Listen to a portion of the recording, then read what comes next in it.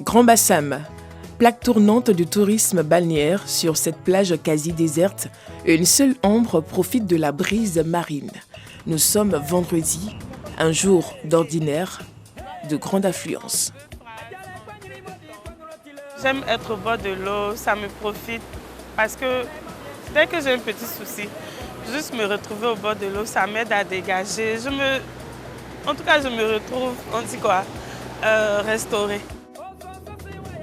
À quelques encablures de là, le village de Mondoukou, aussi réputé pour son attrait touristique. Dans cet hôtel juxtant la mer, deux amoureux comptant fleurettes. Ils profitent du calme plat qui y règne.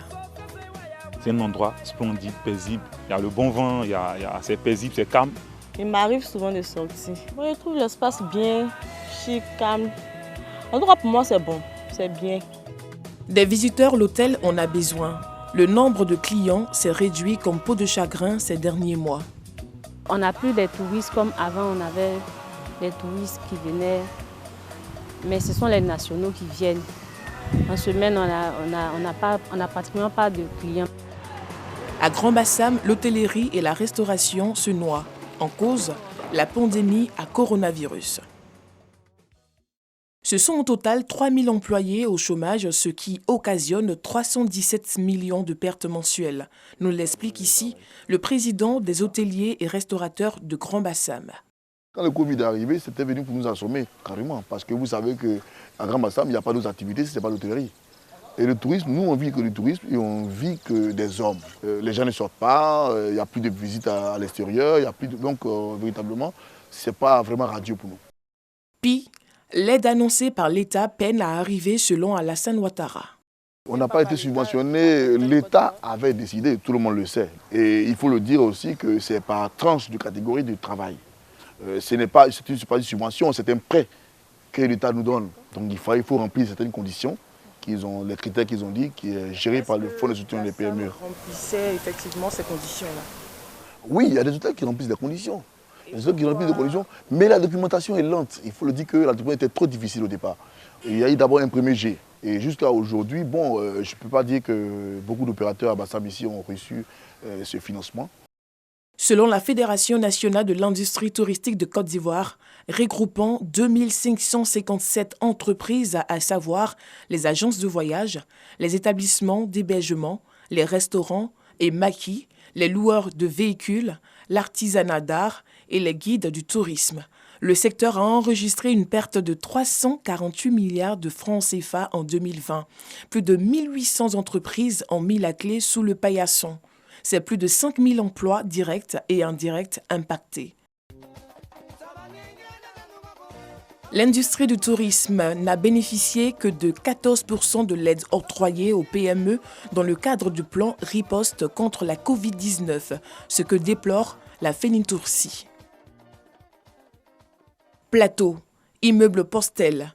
Nous avons rendez-vous avec le premier responsable du tourisme. Le ministre confirme le sinistre subi par le secteur. Ces chiffres sont plus alarmants. Plus de 400 milliards de francs CFA de pertes au premier trimestre 2020. 2020 a été une année noire pour le tourisme, étant entendu que nous perdons 70% du chiffre d'affaires dans le milieu du tourisme et des loisirs. Sur la question de l'aide financière apportée aux acteurs, le ministre est formel. Nous sommes à la recherche des possibilités pour promouvoir davantage le tourisme. Quand ils ont une faiblesse dans leur dossier et qu'il y a des manquements, c'est ne pas s'enfermer dans une logique de dire on m'a refusé, c'est de venir vers l'autorité à l'effet d'être saisi pour qu'ils soient rendus éligibles si tant est que le problème qu'ils posent et les difficultés auxquelles ils sont confrontés sont des difficultés qui peuvent avoir des solutions. À l'internat, sanctuaire des musiques urbaines, le secteur du spectacle tente de renaître. À l'affiche ce jour, Ariel Chenet, l'une des grosses pointures du coupé-décalé après la disparition du maître Arafat DJ.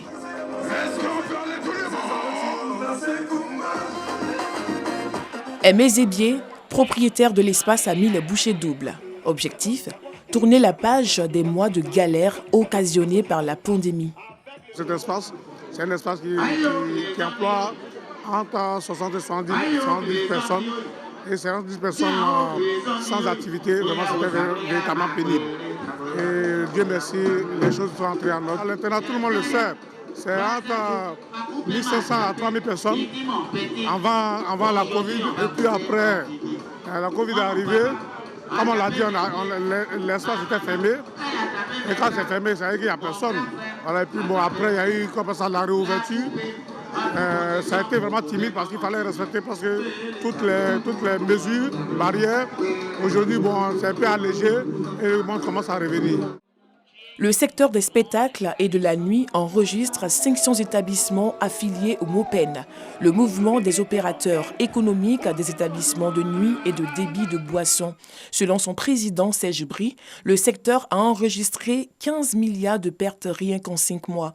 Il doit son second souffle au plan de riposte gouvernemental qui y a injecté plus de 11 milliards de francs CFA en prêts et en subventions, soit 4,2 milliards pour le secteur de l'informel et 1,5 milliard pour les PME.